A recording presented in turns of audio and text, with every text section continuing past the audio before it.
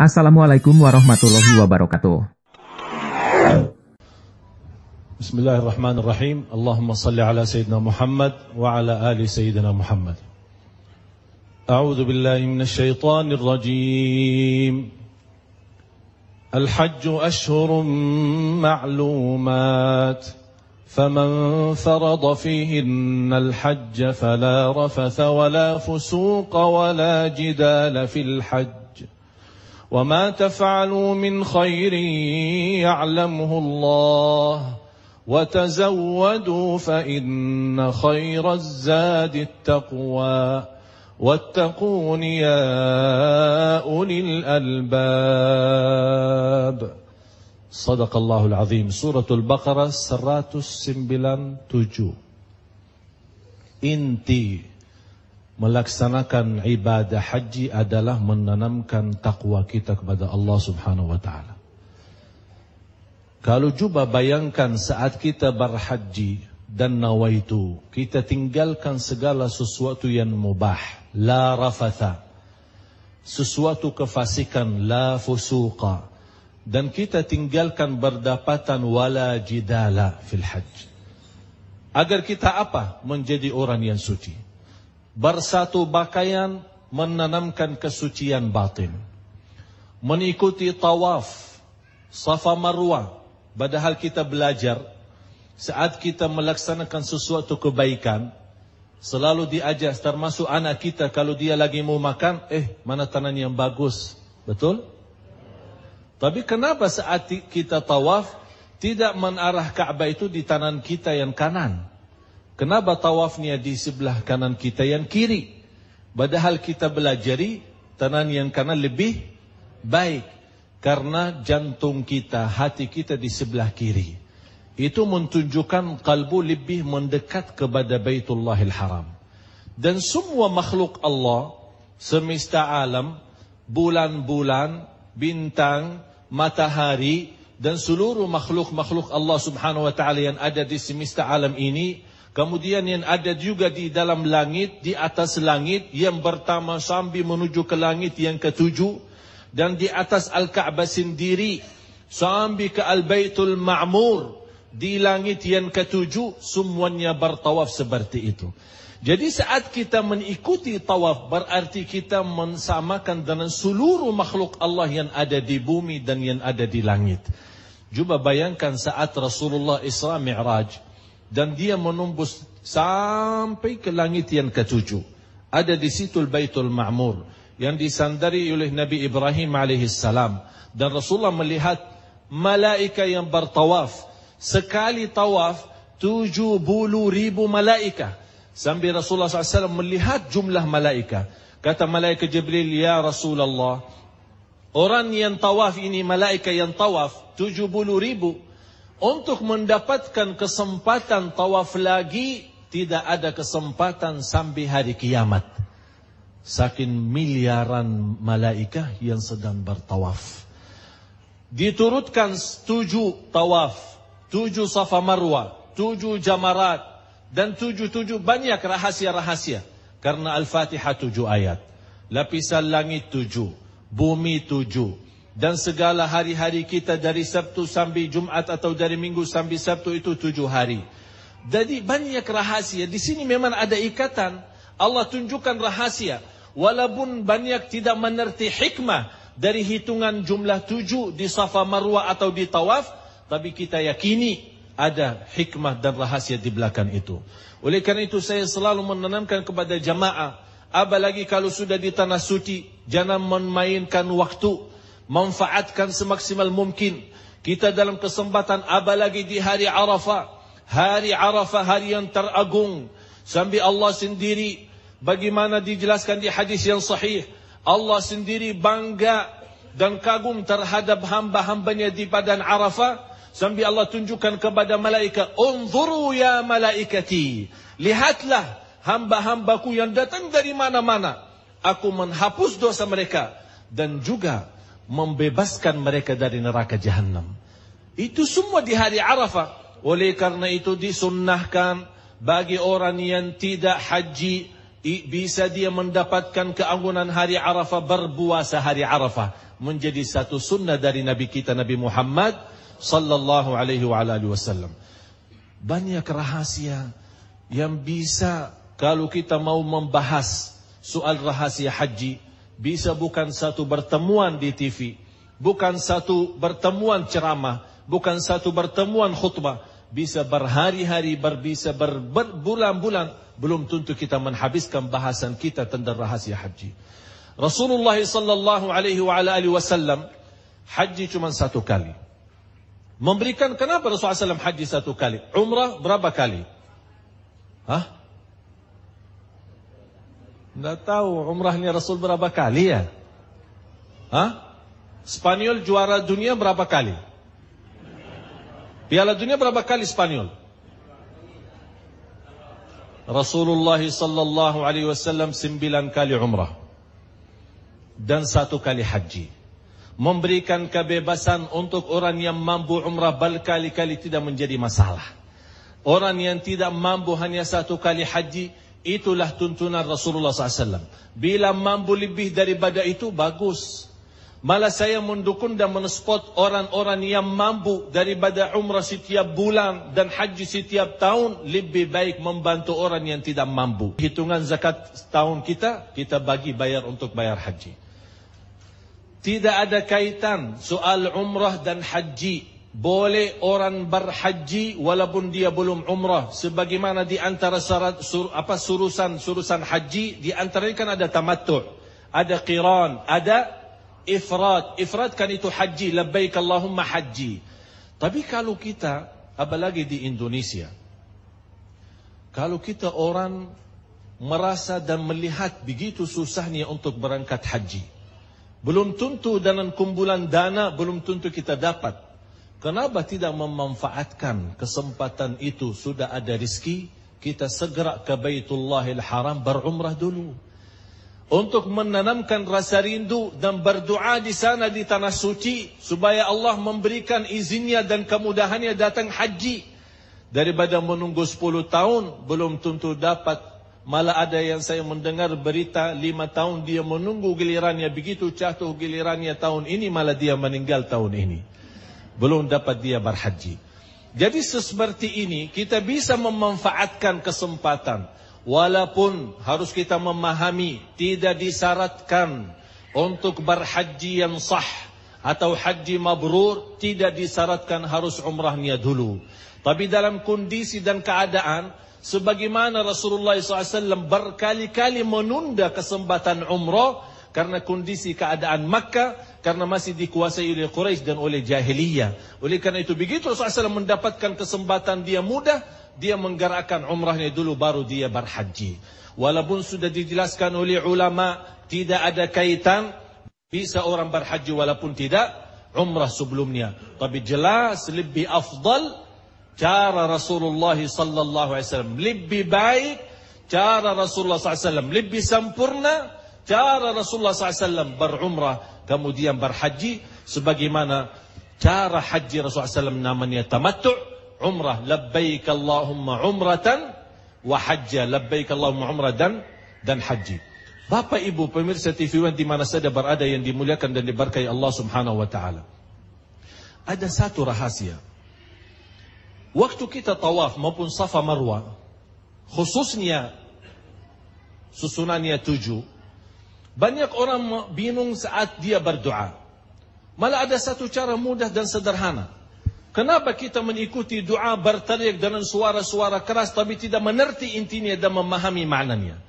Malah orang sambil dia bertawaf memegang HP-nya dan cek. Apa cek? Foto. Lagi foto bagi kameranya karena penaruh dengan gunungnya atau gedung yang tertinggi di sekitar Masjidil Haram. Padahal sudah dipesan oleh ulama dan oleh salah satu raja Arab, jangan ada bangunan yang lebih tinggi daripada Ka'bah sendiri. Tapi sekarang kita melihat orang sibuk lagi tawaf, mutawifnya yang berdoa teriak dia ikut. Amin, ighfirli, irhamni. Masih sibuk untuk mengambil foto-foto.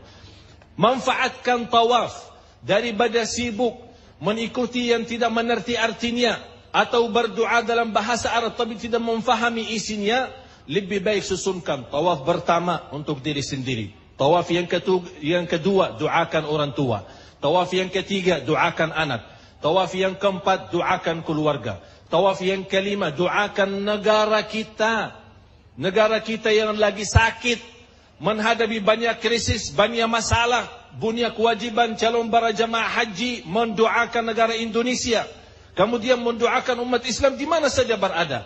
Terus yang ketujuh, baru kita kembali menutupi untuk mendoakan diri sendiri. Dengan susunan seperti ini, insya Allah tidak bingung menghitungkan jumlah tawaf daripada sudah yang ketiga atau keempat tawafnya. Tapi begitu kita doa, ternyata yang ketiga doa untuk anak kita, begitu kita selesai, oh ini doa anak kita, oh dah berarti yang ketiga, berarti yang keempat doakan untuk keluarga. Insya Allah benar hitungan hisab kita, dan benar hitungan jumlah tawaf dan safa marwah kita, dan juga lebih fokus saat kita bermunajat memohon kepada Allah Subhanahu wa taala. Semoga calon jamaah haji kita membawa haji yang mabrur. Assalamualaikum warahmatullahi wabarakatuh. Dari Allah dan kembali kepada Allah Subhanahu wa taala. Semuanya teratur. Semuanya takdir itu pasti yang dari Allah itu baik. Saya tidak pernah nyangka dan memimpi bisa di Indonesia. Tapi subhanallah, atas perintah Allah dan kemudahannya, saya bisa menjadi salah satu orang Indonesia. Dari Madinah datang berjuang di sini bukan untuk kepentingan nama pribadi, tapi untuk umat Islam dan untuk negara Indonesia yang kita sama-sama cintai. Salah satu kemudahan mendapatkan juga atas perintah Bapak Presiden Indonesia, mendapatkan kemudahan dan dukungan untuk menjadi warga negara. Ini semua atas pimpinan Allah Subhanahu wa taala. Berterima kasih banyak kepada semua jamaah selama ini mendoakan. Terima kasih para habaib, terima kasih para kiai, para guru, para ustad-ustad, terima kasih TV One, terima kasih Bapak Presiden, Ibu Negara, dan semua yang mensupport dan mendukung dakwah kami. Dan insya Allah kami akan terus-menerus berjuang untuk Indonesia, supaya Indonesia menjadi negara baldatun tayyibatun wa rabbun ghafur. Amin ya rabbal alamin. Indah bahasan kita dalam kesempatan ini haji. Sudah banyak disampaikan oleh sahabat saya, guru yang tercinta Ustaz Fikri, yang dimuliakan dan diberkahi Allah Subhanahu wa taala. Kesimpulan daripada ibadah haji, kita lebih mendekatkan diri kita kepada Allah Subhanahu wa taala. Tidak ada ibadah yang lebih agung daripada ibadah haji. Terkumpul bermacam-macam amalan, bermacam-macam rahasia, bermacam-macam ibadah. Walaupun hajinya punya waktu yang tertentu, bulan tertentu dan cara yang tertentu, tapi jelas lebih agung daripada ibadah yang lainnya. Oleh karena itu, orang yang senantiasa membiasakan diri menerima undangan Allah Subhanahu wa taala setiap hari 5 waktu, dan dia memakmurkan masjid Allah, rumah Allah, nanti ada satu saat Allah sendiri mengundang ke rumahnya yang terbesar adalah Makkah dan Masjidul Haram. Jadi orang yang mendapatkan panggilan, apalagi di Indonesia saking susahnya orang berangkat haji, bukan hanya soal mampu. Orang mampu tapi belum tentu bisa berangkat. Urutannya saking banyaknya orang, bisa giliran kita bertahun-tahun baru kita bisa berangkat. Jadi menurut saya, orang Indonesia yang dapatkan kemudahan tahun ini bisa haji, itu satu sendiri nikmat besar daripada nikmat haji sendiri. Karena Allah memanggil kita mendapatkan kemudahan, sampai ada orang datang ke saya.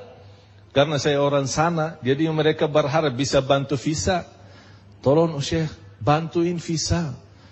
Sampai mau berapapun bayar, berapapun ratusan, berapapun jutaan, yang penting bisa berangkat tahun ini.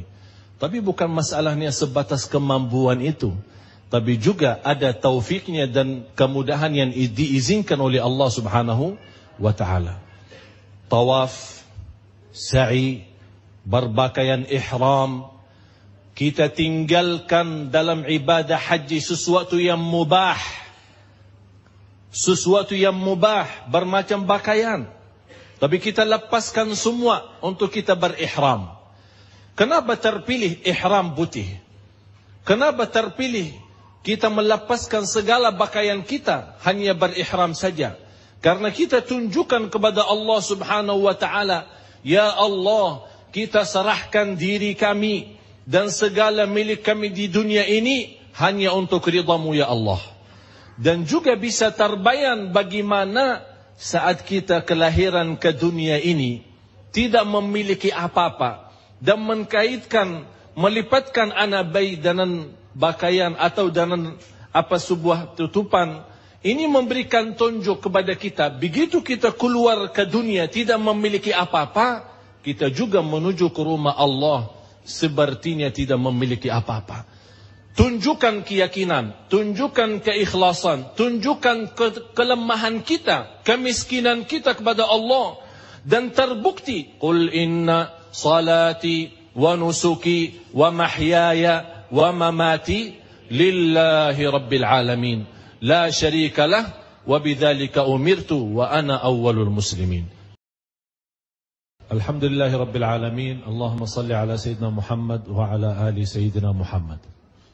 Mudah-mudahan Bapak Ibu pemirsa TV One di mana saja berada dapat panggilan Allah Subhanahu wa taala ke tanah suci.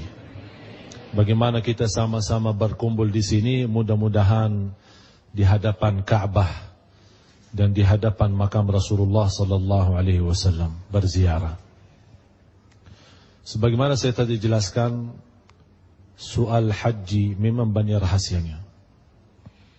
Tapi ingatlah, haji rukun Islam. Berarti Islam itu disempurnakan dengan ibadah haji.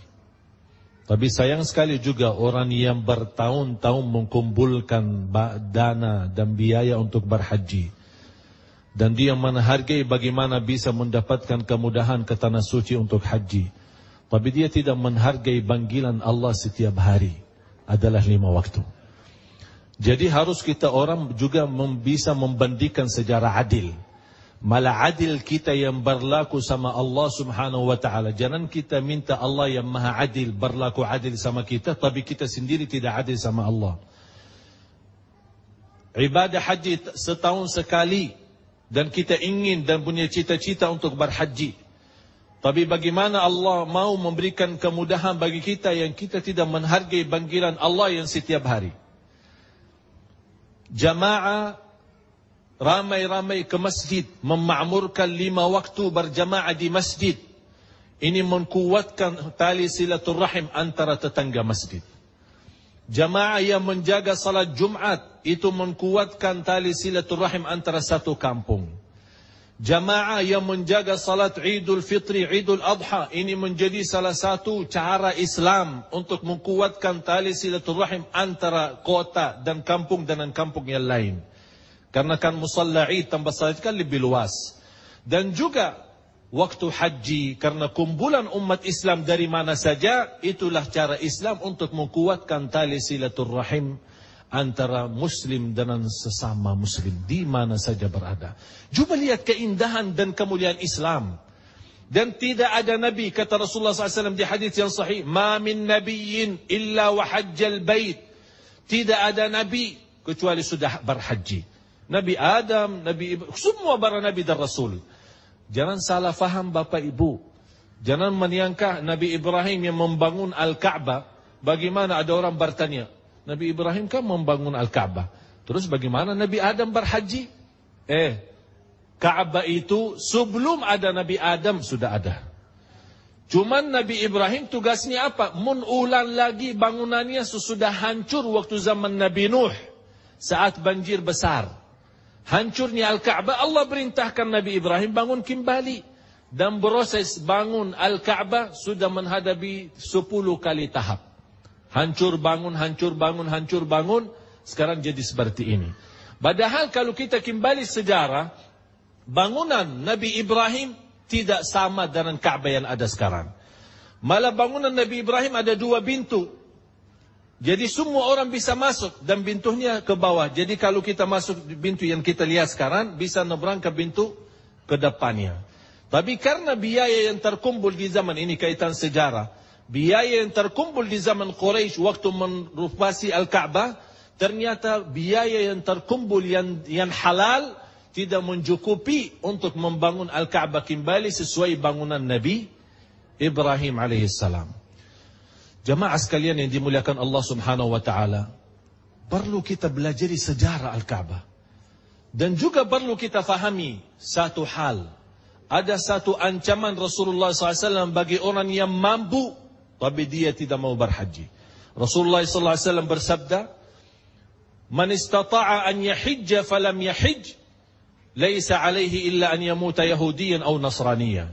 Rasulullah SAW menjelaskan bagi orang yang mampu berhaji, tapi dia tidak mau laksanakan, malas, alasannya lebih baik yang lain, alasannya mau hiburan kemana, dia tapi tidak mau haji, ada ancaman bisa meninggal dalam keadaan Yahudi atau Nasrani.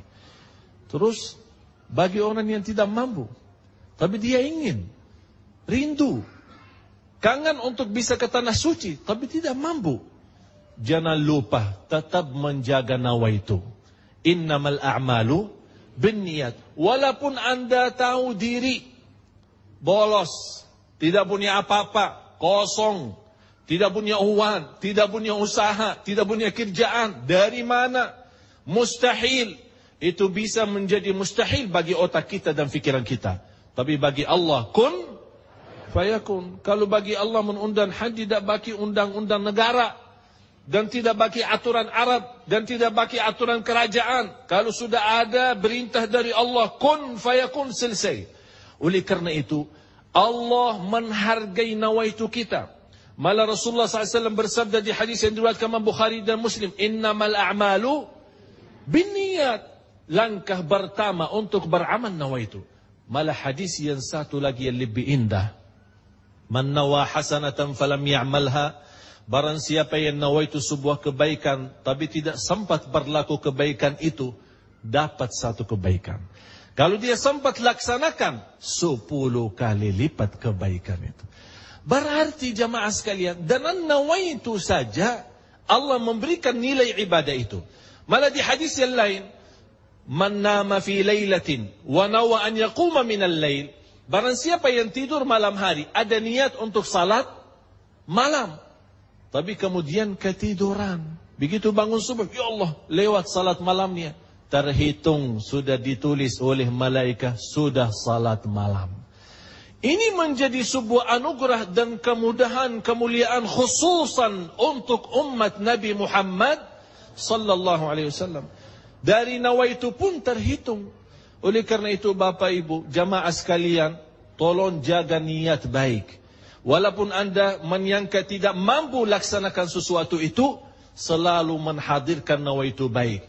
Karena tidak mengurangi ibadah kita, malah justru memberikan pahala yang tersembunyi oleh Allah subhanahu wa ta'ala. Oleh karena itu, selalu menghadirkan nawaitu. Karena nawaitu adalah mengkaitkan semua ibadah.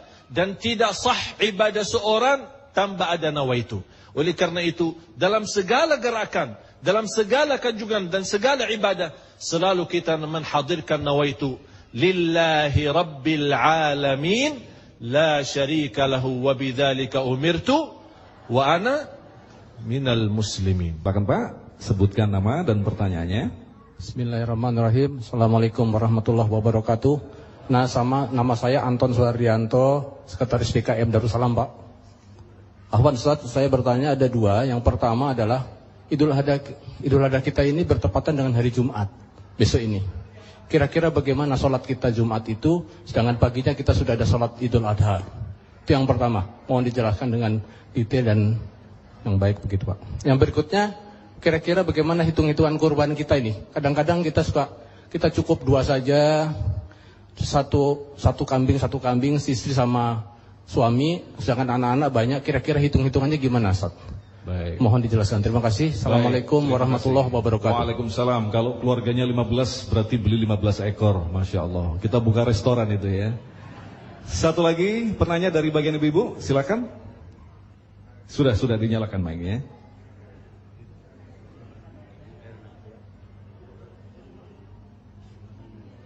Mic. Silakan berdiri ibu. Silakan berdiri.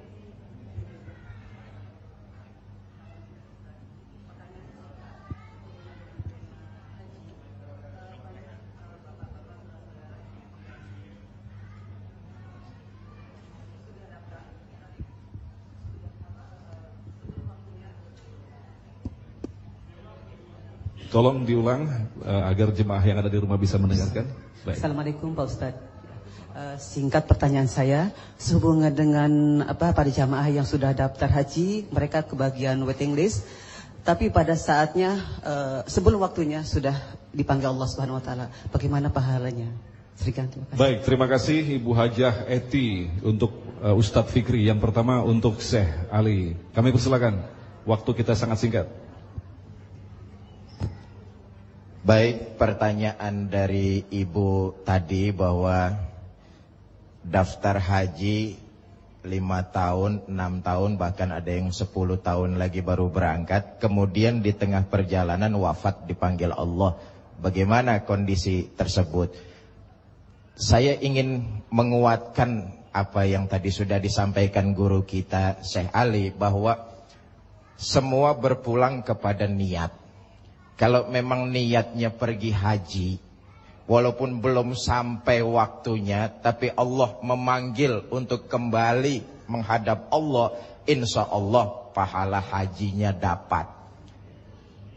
Tadi guru kita sudah bilang bahwa segala sesuatu tergantung niatnya.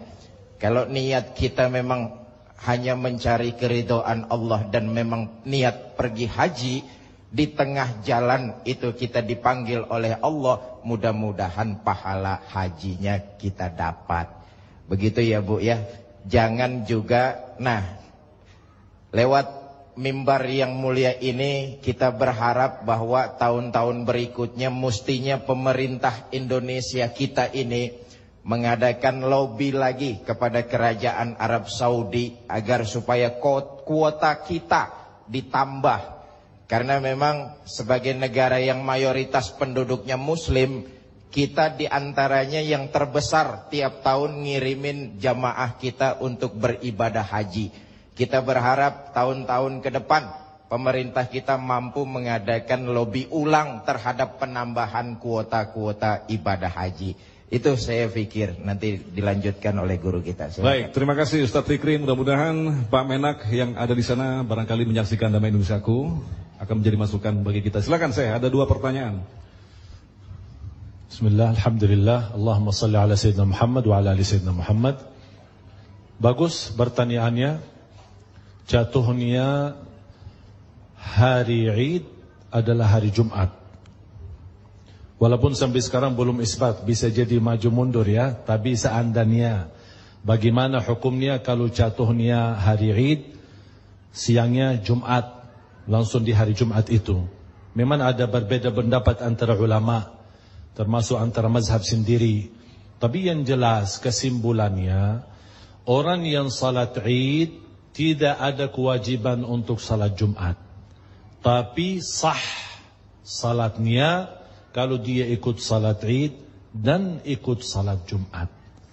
Tapi kalau dia ikut salat Id, tidak mau ikut Jumat, tetap mengganti zuhur. Artinya jangan, sudah salat Id, sudah ada Jumatan, ya zuhurnya kemana? Ya kan tetap ada salatnya. Ya, ini memberikan hanya kerinangan. Walaupun sekali lagi masalah ini berbeda pendapat antara ulama, terutama antara semua mazhab. Tapi mazhab Syafi'i sendiri, walaupun ada 2 kata di dalam mazhab Syafi'i sendiri, tapi yang lebih kuat dasarnya, orang yang salat Id tidak ada kewajiban salat Jum'ah. Malah ada yang lebih rahasia di antara berbeda pendapat, dibedakan antara orang kota sama orang kampung.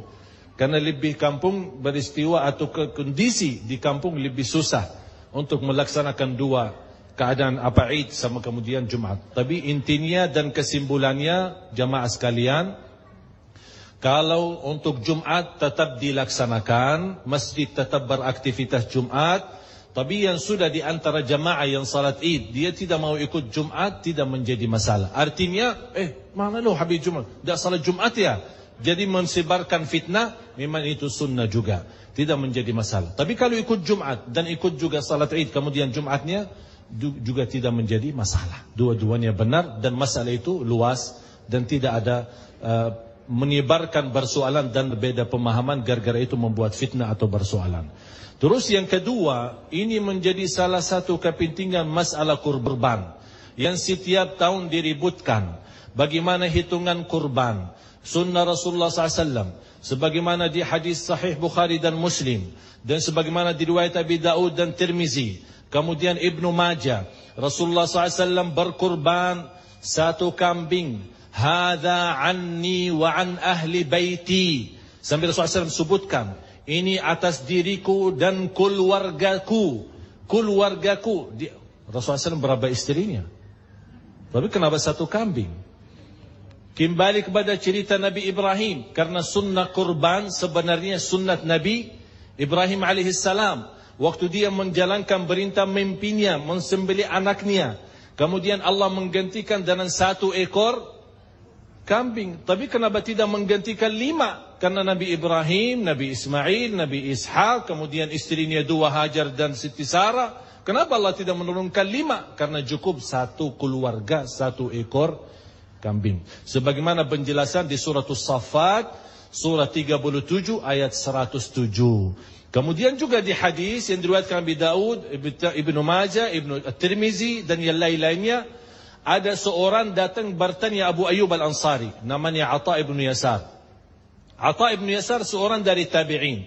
Datang kepada Ayyub Al-Ansari, ya Aba Ayyub, madza kana ala ahdi Rasulullah sallallahu alaihi wasallam? Bagaimana di masa Rasulullah sallallahu alaihi wasallam mengkurbankan di hari kurban? Abu Ayyub Al-Ansari sebagai sahabat dan dia melihat berlaku Rasulullah SAW, beliau menjelaskan di masa Rasulullah, di zaman Rasulullah, menghitungkan kurban satu ekor kambing adalah satu kepala keluarga. Jadi misal, saya kasih contoh, bapak istrinya 4. Misal ini, kok misal aja diributin? Bapak istrinya 4. Semasing-masing beristri punya 10 anak. 10 kali 4 jadi 40. Sama 4 istri 44. Sama bapak sendiri 45. Cukup satu ekor kambing untuk semuanya. Tapi kalau mampu mau 100 sapi ya silakan. Tidak ada yang melarang. Tapi jangan kita mewajibkan atas diri kita yang tidak ada perintah di dalam agama kita. Atau yang lebih bingung lagi, orang mensusahkan diri karena dia tidak mampu. Oh, udah, tahun ini atas nama saya, tahun depan atas nama istri, tahun seterusnya atas nama anak, nomor 1. Bisa jadi turunan keluarganya belum selesai terus meninggal atau belum jadi kurban. Bukan begitu hitungannya. Termasuk sapi, cukup untuk 7 keluarga, bukan 7 orang. Misal di kampung kita dengan tetangga kita, Pak, ikut sama-sama kita beli sapi. Soalnya mahal, kalau saya sendiri tidak mampu. Ya udah, masing-masing berkeluarga 2 juta, 7 keluarga 14 juta. Udah beli satu sapi untuk 7 keluarga. Tapi kalau semuanya masing-masing ada satu keluarga mau kurbankan sapi, ya silakan. Walaupun tidak wajib, cukup hanya satu ekor kambing atas satu keluarga. Begitulah cara sunnah Rasulullah sallallahu alaihi wasallam. Malah ada satu hadis yang istimewa, yang sahih, yang diriwayatkan Bukhari dan Muslim. Rasulullah SAW pernah berkurban 2 ekor kambing. Dijelaskan kenapa Rasulullah 2 ekor kambing. 1 anni wa an ahli baiti. Ini 1 untuk diriku dan keluargaku. Yang 1 lagi atas diriku dan umatku yang tidak mampu. Sampai orang yang tidak mampu di umat Nabi Muhammad sallallahu alaihi wasallam sudah dikurbankan oleh Rasulullah sallallahu alaihi wasallam. Jadi jangan salah faham. Yang menghitungkan soal kambing itu beroran adalah akikah. Kalau akikah baru hitungannya oranan. Laki-laki 2 kambing, perempuan 1. Tapi kalau kurban Idul Adha menghitungkan dengan keluarga. Bagaimana bagi orang yang sudah meninggal? Pendapat ada 2. Boleh digabungkan dengan keluarga kita. Misal atas nama saya dan keluarganya plus orang tua saya yang sudah meninggal.